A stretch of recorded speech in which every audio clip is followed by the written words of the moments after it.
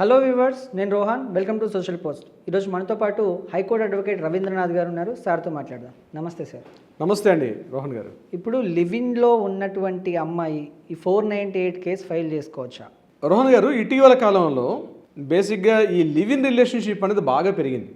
2019లో Joseph అన్న కేసులో supreme court ఇచ్చినటువంటి తీర్పు తర్వాత చాలా చేంజెస్ రావడం జరిగింది సొసైటీలో గడిచిన 5 సంవత్సరాల నుంచి. అంటే అడల్టరీ కూడా లీగలైజ్ చేయబడింది అన్నటువంటి ఒక అపోహ మాత్రం సొసైటీలో ఉంది. అంటే భార్యాభర్తల్లో ఎవరైనా థర్డ్ పర్సన్ తోటి ఒక ఎఫ్ఐఆర్ పెట్టుకుంటూ తిరిగితే అది ఖచ్చితంగా ఒక క్రైమ్ కాదు, మీకు ఒక డివోర్స్కి మాత్రమే కారణం అవుతుందని చెప్పి జోసెఫ్ కేసులో ఎప్పుడైతే సుప్రీంకోర్టు తీర్పు ఇవ్వడం జరిగిందో, గడిచిన కొద్ది సంవత్సరాలుగా మనం చూస్తున్నాం సొసైటీలో లివ్ ఇన్ రిలేషన్షిప్స్ అనేవి బాగా పెరిగాయి. అయితే లివ్ ఇన్ రిలేషన్షిప్స్ ఏమైనా బాగున్నాయంటే చాలా రకాలుగా మహిళలు అక్కడ కూడా ఇబ్బందులు పడుతున్నారు. ఈ వీడియో చివరి వరకు చూడండి, నేను కొన్ని టిప్స్ కూడా చెప్పే ప్రయత్నం చేస్తాను లివ్ ఇన్ రిలేషన్షిప్లో ఉన్నటువంటి స్త్రీలకి. అయితే రీసెంట్గా కర్ణాటకలో బెంగళూరు హైకోర్టు ఒక సంచలనాత్మకమైనటువంటి తీర్పు ఇవ్వడం జరిగింది. ఆ తీర్పులో ఏం జరిగిందంటే 2010లో ఒక ఆడ మగ ఇద్దరు, ఎందుకంటే నేమ్స్ రివీల్ చేయకూడదు కాబట్టి నేను ఆ పేర్లు రివీల్ చేయట్లేదు. 2010 నుంచి 2016 వరకు కూడా ఆ ఇద్దరు కూడా లివ్ ఇన్ రిలేషన్షిప్లో ఉన్నారు. అంటే బెంగళూరులో ఉన్నటువంటి ఈ వ్యక్తులు ఏం చేశారంటే శివమొగ్గ వెళ్ళారు. శివమొగ్గలో భార్యాభర్తలుగానే చలామణిలో ఉన్నారు. పెళ్లి చేసుకుంటానని నమ్మించాడు. చుట్టుపక్కల వారికి, ఇరుగు పొరుగుల వారికి, సొసైటీలో ఫ్రెండ్స్కి అందరూ కూడా భార్యాభర్తలుగానే చలామణిగా ఉన్నారు వీళ్ళు. అతను ఏదో జాబ్ చేసేవాడు, ఈ అమ్మాయి కూడా జాబ్ చేసేది, బాగానే ఉండేవారు. అయితే కొద్ది రోజుల తర్వాత ఇతని యొక్క ఆగడాలు ఎక్కువ జరిగాయి. అంటే ఆమె మీద ఫిజికల్ అటాక్ చేయడం కానీ, హ్యాండ్లింగ్ చేయడం, అబ్యూస్గా తిట్టడం, mental torture, physical torture, financial torture, ఇలా రకరకాల టార్చర్స్ అన్నవి ఆమె మీద అతను ఇంపోజ్ చేయడం మొదలుపెట్టాడు. ఒక దశలో ఆమె మీద పెట్రోల్ పోసి ఆమెను బంద్ చేయాలని కూడా ప్లాన్ చేశాడు దశలో. అయితే ఇలా గొడవలు పడుతుండగానే ఏం చేశారంటే ఆ మీద పోలీస్ స్టేషన్లో కంప్లైంట్ చేస్తారు. సార్, ఈ డిస్కషన్ అవుతుండగా 2016 అక్టోబర్ 25న ఇంట్లో ఉన్నటువంటి ఫర్నిచర్తో సహా మొత్తం తీసుకొని పెట్టకుండా అతను అక్కడి నుంచి అబ్స్కాండ్ అయిపోయాడు. సదర్ ఈ హస్బెండ్ అని చెప్పుకున్నటువంటి ఈ వ్యక్తి. ఈవిడ ఏం చేశారంటే శివమొగ్గ పోలీస్ స్టేషన్లో కంప్లైంట్ చేయడం కూడా జరిగింది. కొన్ని సెక్షన్స్ పెట్టారు, 381, అదేవిధంగా ఫిజికల్ హ్యాండ్లింగ్ చేసినటువంటి కేసెస్ రకరకాల 503, 504, 506, at the same time 498A అనే కేసును కూడా ఇక్కడ పెట్టడం జరిగింది.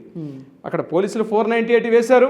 అయితే పోలీస్ స్టేషన్లో ఇతను ఎక్కడ ఉన్న అబ్స్కాండ్ అయితే పోలీసులు ట్రేస్ చేశారు, పట్టుకున్న తర్వాత అతను ఏం చేశాడు, నేను ఆమెను పెళ్లి చేసుకోలేదు కాబట్టి నా మీద 498A అనే కేసు నా మీద ఇంపోజ్ అవ్వదు, నాకు ఈ సెక్షన్ వర్తించదు, మిగిలిన సెక్షన్స్కి అయితే నేను ప్రాసిక్యూట్ చేయబడతాను, కానీ ఈ సెక్షన్ నాకు సందర్భం లేదని చెప్పి ఇతను బెంగళూరు హైకోర్టులో దీని మీద అతని క్వాష్ పిటిషన్ ఇవ్వడం జరిగింది.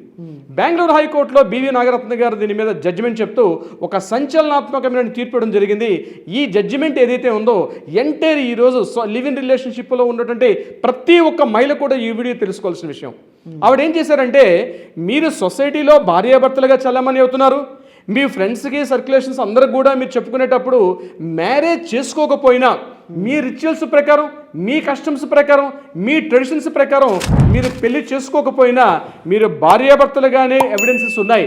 నైబర్స్ కానీ, ఇన్ ఫ్రంట్ ఆఫ్ హౌస్ కానీ, పక్కన ఉన్నటువంటి వాళ్ళు కానీ, కింద కాయగూరలు అమ్మే వ్యక్తి కావచ్చు, ఎవరైనా కావచ్చు, భార్యాభర్తలుగానే చలామణి అయ్యేటప్పుడు వాళ్ళు క్లియర్గా చెప్తున్నారు భార్యాభర్తలే.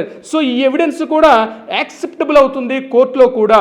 సో డెఫినెట్గా 498A కేసు అన్నది డెఫినెట్గా ఇతని మీద ఖచ్చితంగా ఇంపోజ్ చేయొచ్చు, ఇతన్ని కూడా ప్రాసిక్యూట్ చేయాలని చెప్పి చెప్పడం జరిగింది. ఇమీడియట్గా ఆ కేసు ఏదైతే ఉందో కింద కోర్టుకు పంపించి ఈయన మీద 498 కేసును కూడా కంటిన్యూ చేయమని చెప్పి ఆ ఫైల్ని మరలా ఫ్యామిలీ కోర్టుకు పంపించారు బెంగళూరు హైకోర్టు. సో ఈ జడ్జిమెంట్ మనకి ఏం చెప్తుంది, మనకి ఈరోజు సొసైటీలో ఏవైతే లివ్ ఇన్ రిలేషన్షిప్లో ఉన్నటువంటి ప్రతి ఒక్క ఆడ మగలు కూడా గుర్తు పెట్టుకోవాల్సింది, ఈ వీడియో చూసిన ప్రతి ఒక్కరు కూడా మీరు చేయాల్సిందల్లా పెళ్లి చేసుకోలేదండి అని ఆమె నుంచి తప్పించుకొని మీరు ఎస్కేప్ అవడానికి స్కోప్ అయితే లేదు.